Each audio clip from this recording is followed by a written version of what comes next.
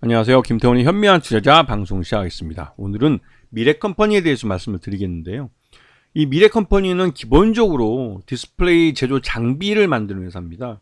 그쪽 매출액이 가장 크고, 하지만 이 디스플레이 제조 장비는 고객사인 삼성 디스플레이나 LG 디스플레이, 또 중국의 BOE 같은 회사들이 발주를 줘야만 이 수주를 받아서 매출을 일으킬 수 있습니다. 그것도 발주를 받아서 그 관련된 제조 장비를 만들고 그 회사가 지정한 공장 내에 이걸 커스터마이징해서 설치를 해서 제대로 작동이 된다는 걸 확인시켜주고, 그리고 나서야 이제 잔금을 받게 되는 거죠. 그래서 이 수주를 받은 때로부터 납품 완료하고 잔금을 받을 때까지 짧으면 6개월, 길면 1년 정도의 시간이 걸리는 사업입니다. 그래서 이 미래컴퍼니 같은 장비업체의 실적을 보려면 수주를 확인하면 그 다음의 실적을 대략적으로 예상할 수가 있죠. 이 미래컴퍼니 같은 경우는 작년에 굉장히 고전을 했습니다. 작년 하반기 들어서 이 디스플레이 공장들이 대부분 재고 준비에 들어가면, 그러니까 재고 정리에 들어가면서 LG 디스플레이도 생산량을 줄이고 하면서 관련된 매출 자체가 이제 이 장비의 설치나 제조 장비의 설치나 유지 보수에서 굉장히 좀 매출 외형이 낮아졌죠. 그런 것들을 감안해 보시고 이 미래컴퍼니를 보셔야 됩니다. 이 미래컴퍼니의 이 OLED, 그러니까 이 디스플레이 제조 장비를 보시면 일반적으로 이제 제조하는 장비뿐만 아니라 검사 장비까지도 들어가고 있습니다. 그리고 일부 반도체 제조 장비도 들어가고 있고요. 그래서 이런 일반 제조부터 검사까지 이 일괄해서 이제 어떻게 보면 턴키로도 납품할 수 있을 만큼 기술력이 있는 회사로 평가를 받고 있고, 매출 외형도 갖고 있는 회사입니다. 작년 3분기까지 지금 공개된 분기보고서상 매출액이 대부분 이 디스플레이 쪽 장비 쪽에서 이제 877억 정도니까 91%의 매출액 이쪽이 발생했고요. 그리고 작년 잠정 실적에서 매출이 1000억대에 멈춰버렸습니다. 재작년 같은 경우 1500억 정도 매출을 했는데 이 1000억대이기 때문에 매출 외형이 굉장히 많이 줄어들었죠. 그러면서 다행히 영업 손실로 돌아섰습니다. 이게 3분기까지는 영업 이익을 유지했었는데 4분기 때 갑자기 적자로 돌아선 건 작년에 매출 외형도 역성장을 했고 하기 때문에 작년 실적에 대해서 흑자가 난다 해도 의미가 별로 없어요.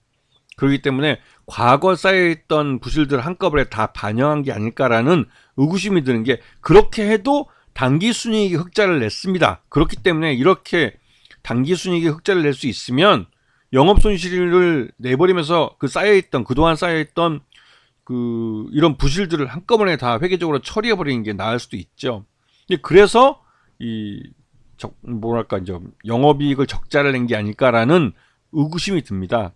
여기서 밝히기는 전방산업의 부진에 따라서 매출과 영업이익이 줄어들었다라고 말을 하고 있지만, 3분기까지는 이 회사가 영업이익도 그렇고 단기 순이익을 내고 있기 때문에 4분기 때 이렇게 영업이익이 적자로 돌아선 건 회계적으로 이제 빅베스라고 그러는데 부실을 한꺼번에 떨어내버리는, 그리고 이렇게 할 경우에는 클린 컴퍼니가 되기 때문에 올해 그 다음에 실적이 굉장히 좋아질 걸 대비해서 그 좋아질 실적에 폐를 끼치지 않기 위해 그 전해 년도에 회계적으로 부실을 다 떨어버리는 거죠. 그래서 미래컴퍼니 같은 경우는 올해 실적에 대한 기대감이 있는 겁니다.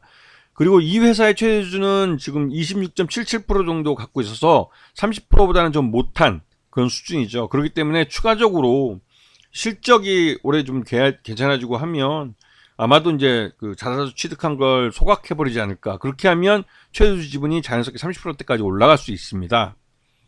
그리고 현재 이 회사가 지금 의료 수술 쪽, 특히 이제 이쪽이 이제 이 비대면 진료 관련해서 부족한 의사수를 메꿀 수 있는 방법 중에 하나가 이 수술 쪽에서 이 수술 로봇을 도입을 해서 하는 겁니다. 그렇게 되면 한 명의 의사가 여러 명을 한꺼번에 수술할 수도 있고 해서 굉장히 수술에 대한 신뢰성이랄까, 또 그리고 굉장히 빠르게, 또 그리고 환자의 시간에 맞춰서 수술 시간을 잡아주는, 즉 이 주도권이 병원과 의사 중심에서 환자 중심으로 넘어가게 되는 거죠. 그래서 수술 로봇은 굉장히 필요한, 그리고 앞으로도 점점 더 늘어날 이 시장 분야입니다. 굉장히 성장이 빠를 거라고 예상되고 있고, 의사 한 명을 키우는데 몇십 년의 그 시간이 필요하지만 이 수술 로봇은 공장에서 만들어내는 거기 때문에 얼마든지 그 수를 조종할 수가 있는 거죠. 그렇기 때문에 이 수술 로봇은 점점 늘어날 것이고, 이 미래컴퍼니가 만드는 레보아이라는 복강경 수술 로봇 같은 경우는 실제로 이 국내 대형 병원들에 납품될 뿐만 아니라 중소형 병원에도 이제는 납품이 되고 있고 해외 수출도 하고 있는, 그래서 점점 매출이 실질적으로 달성이 되고 있고 실적을 보여주는 그런 로봇입니다.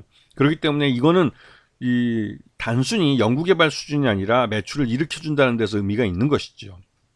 자, 그래서 그 작년 그 38,000원 정도, 그 2023년 3분기 때는 한 38,000원 정도 예상을 했었는데 지금 4분기 때 적자를 내버려서 이게 솔직히 의미가 없어졌습니다. 다만 이 삼성전자가 의료용 웨어러블 보행 로봇 같은 의료용 로봇에 진출을 하고, 그러면서 또 자연스럽게 이제 이 회사가 갖고 있는 이 제조 장비 기술을 갖고 전고체 배터리 제조 장비를 만들고 있어가지고 그걸 개발해서 이 전고체 배터리가 조기에 양산에 들어갈 것 같은데 거기에 납품할 가능성이 커졌습니다. 그래서 미래컴퍼니는 디스플레이 제조 장비에서 이 전고체 배터리 제조 장비 쪽으로도 전환을 하고 사업 전환이 일부 이루어지고, 또 의료용 로봇 쪽에서도 매출이 늘어나면서 사업이 다각화되고 있는 과정이라고 볼 수가 있는 거죠. 그래서 미래컴퍼니 같은 경우는 올해 2024년 이 사업 구조가 그 앞에서 보였듯이 이제 뭐 그 디스플레이 제조 장비가 거의 매출의 90%를 차지하는 그런 회사에서 이제 좀 다각화되는 그런 모습을 보이지 않을까 하는 기대감을 갖게 하고 있습니다. 이런 부분들을 좀 보시면서 미래컴퍼니 같이 수술 로봇 같은 이 실제로 의료 쪽에 진출, 의료 로봇 쪽에 진출해서 수익을 낼 수 있는 아이템을 갖고 있는 회사들은 개발만 하고 있는 회사들하고는 다른 차원에서 평가를 받아야 한다고 생각이 듭니다. 자, 오늘 방송 여기서 마치겠습니다. 감사합니다.